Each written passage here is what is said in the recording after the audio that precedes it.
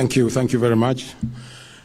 Your Excellency, the President of the Republic of Kenya and Commander-in-Chief of the Defense Forces, the Deputy President, Cabinet Secretary, Youth Affairs, the Arts and Sports, our hero, Faith Chepngetich Kipyegon, all government officials present, athletes, Athletics Kenya officials, Your Excellency, sir, allow me from the onset to introduce the athletes who have escorted Faith Chepngetich here. We have got a few of them.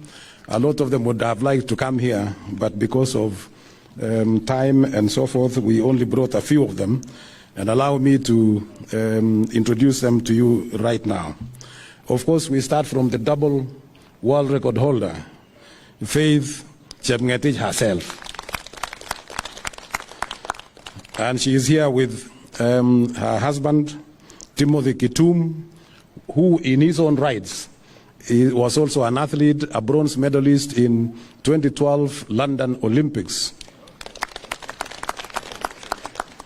And of course their daughter, Aline Chepkorir, who is also here, a future athlete. And they are also accompanied by their parents, Samuel Koech, Mzee Samuel Koech ambaye yuko hapo, na pia Mama Jane Koech and their child as well. Then we have Ferdinand Omanyala. I want to introduce him, the African record holder in 100 meters and of course the Commonwealth winner as well. Then we have Beatrice Chepkoech. Beatrice Chepkoech is right behind you, the world record holder in 3,000 meters steeplechase women. Then we have Mary Moraa. Mary Moraa is the current 800 meters champion in 800 meters also. Then we have Milka Chemos. Milka Chemos is right behind you, gold medalist in the World Championships Moscow in 3,000 meters steeplechase.